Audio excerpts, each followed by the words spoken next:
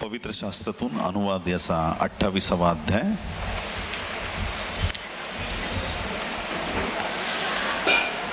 यातील 1 ते 14 वचन. तुझा देव परमेश्वर याची वाणी तू लक्षपूर्वक आज मी तुला सांगतो त्या काळजीपूर्वक पाळशील तर तुझा देव परमेश्वर पृथ्वीवरील सर्व राष्ट्रांपेक्षा तुला उच्च करेल. तू आपला देव परमेश्वर ह्याची वाणी ऐकशील तर हे सर्व आशीर्वाद तुझ्याकडे चालत रांगत वाव आशीर्वाद म्हणा आशीर्वाद माझ्याकडे धावत येत आहेत. आशीर्वाद माझ्याकडे धावत येत आहेत. नगरात तू आशीर्वादित होशील व शेतीवाडीत तू आशीर्वादित होशील. तुझ्या पोटचे फळ, तुझ्या भूमीचा उपज आणि तुझे खिल्लारे, गोरेढोरे व शेरडे मेंढरे यांचे वत्स आशीर्वादित होतील. तुझी टोपली व तुझी परात आशीर्वादित होतील. तू आज येशील तेव्हा आशीर्वादित होशील व बाहेर जाशील तेव्हा आशीर्वादित होशील. तुझ्यावर चढाई करणारे शत्रू तुझ्या पुढे मार खातील असे परमेश्वर करेल. ते एका वाटेने तुझ्यावर चालून येतील पण तुझ्या पुढून 7 वाटांनी पळून जातील. तुझ्या धान्याच्या कोठारांना व तू हात घालशील त्या प्रत्येक कामाला परमेश्वर बरकत देईल. तुझा देव परमेश्वर जो देश तुला देत आहे त्यात तो तुला बरकत देईल. तू आपला देव परमेश्वर ह्याच्या आज्ञा पाळून त्याच्या मार्गाने चालशील तर तो आपल्या शपथेला जागून तुला आपली पवित्र प्रजा करून स्थिर ठेवील. परमेश्वराचे नाव तुला दिले आहे हे पृथ्वीवरील सर्व राष्ट्रे पाहतील तेव्हा त्यांना तुझा धाक वाटेल. आमेन, हालेलुया.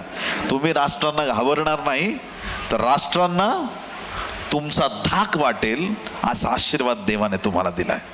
आणि जी भूमी तुला देण्याची परमेश्वराने तुझ्या पूर्वजांशी शपथ वाहिली होती तीत तुझ्या पोटचे फळ, तुझ्या गुराढोरांचे वत्स व तुझ्या भूमीचा उपज यांची तुझ्या कल्याणासाठी तो अभिवृद्धी करील. परमेश्वर तुझ्यासाठी आपले उत्तम भांडार म्हणजे आकाश खुले करून तुझ्या भूमीवर योग्य ऋतूत पाऊस पाडेल व तुझ्या हातच्या सर्व कामाला बरकत देईल. तू पुष्कळ राष्ट्रांना उसने देशील पण तुला कोणाकडूनही उसने घ्यावे लागणार नाही. तुझा देव परमेश्वर याच्या ज्या ह्या आज्ञा मी आज तुला देत आहे त्या ऐकून तू काळजीपूर्वक पाळशील तर परमेश्वर तुला पुच्छ नव्हे तर मस्तक करील. तू खाली नव्हे तर वर राहशील. ज्या गोष्टींविषयी मी तुला आज आज्ञा करीत आहे त्यापासून उजवी डावीकडे वळून अन्य देवांच्या नादी लागणार नाहीस व त्यांची सेवा करणार नाहीस तर असे घडेल. आमेन म्हणा मी आशीर्वादित आहे. देवाने इस्रायल लोकांना आशीर्वादित केलेला आहे. परमेश्वर देव बापाने इस्रायलाचा जो बाप अब्राहम त्याला परमेश्वराने फार अद्भुत आशीर्वादांनी आशीर्वादित केलं. ज्या वेळेस तुम्ही परिश्रम करता, बऱ्याच वेळा सगळं जग परिश्रम करतं परंतु कधी कधी परिश्रम करूनही काही लोकांच्या हाती काही लागत नाही. खूप धावपळ करतात परंतु जीवनामध्ये काही प्राप्त होत नाही. पण आज मी तुम्हाला एक गुप्त रहस्य सांगणार आहे जे ऐकून तुमच्या जीवनाला एक वेगळं वळण मिळाल्याशिवाय राहणार नाही. तुमच्यासाठी एक सुंदर वचन वाचतो. अनुवाद 6वा अध्याय 11 वचन. कष्ट करणं चांगली गोष्ट आहे पण शापित रीतीनं कष्ट करू नका. किती लोक आमीन म्हणणार आहेत? हा, शापाखाली राहू नका. आशीर्वादित जीवन काय आहे याचा अर्थ आधी समजून घ्या. अनुवाद 6 आणि 11 कान उघडे ठेवून लक्ष देऊन ऐका. तू भरलेली नाहीत अशी उत्तम वस्तूंनी भरलेली घरे तू स्वतः भरली नाहीस. अशी उत्तम वस्तूंनी भरलेली घरे तू खोदलेल्या नाहीत. अशा खोदलेल्या विहिरी, तू जे घर बांधलं नाही किंवा भरलं नाही ते घर, तुझी खणली नाहीस, तुझ्या बापाची नाही आणि कोणाचीच नाही अशी विहीर. ऐकताय का चर्च?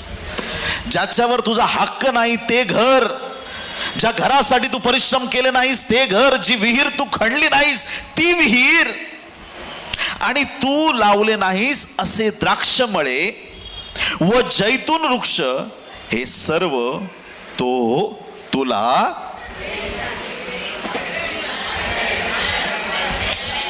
जे घर तू बांधलं नाही किंवा ज्या घरांना तू भरलं नाहीस ते घर माझा देव तुम्हाला देणार आहे.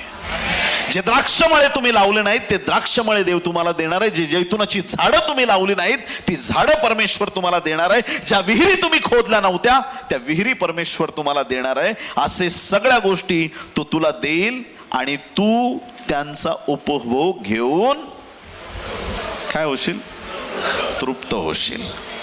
आता हे सगळे जुन्या करारातले आशीर्वाद आहेत. आणि आता जेव्हा आम्ही नवीन कराराकडे वळतो त्यावेळेस आम्हाला एक अपॉस्टल दिसतो प्रेषितांच्या कृत्यामध्ये. नेहमी असा खतरनाक झळकतो एकदम आणि कंटिन्यू फटके खाताना दिसतो, कंटिन्यू सेवा करताना दिसतो. त्याच्यामुळं ख्रिस्ती लोक हे नेहमी कन्फ्युजनमध्ये असतात. आम्ही राजासारखं जगायचंय का फटके खाणारं जीवन जगायचंय?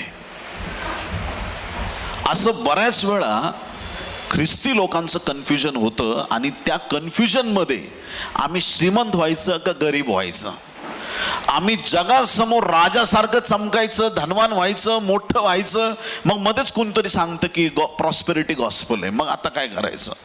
आणि कधी कधी मग काय होतं की आम्ही म्हणतो की मला पैसा नको, धनसंपत्ती, मला बाकी देवा काहीच आशीर्वाद नको, मला फक्त तुझी सेवा करायची. मग सेवा करताना मग मध्येच कळतं चर्च बांधायला पैसेच नाही आहेत आपल्याकडे. मग आता पैशाचं कसं काय करायचं? मग देवा मला आर्थिक आशीर्वाद दे. देव म्हणतो एक आधी डिसाईड कर तुला काय पाहिजे. ऐकताय का चर्च? व्यवस्थित का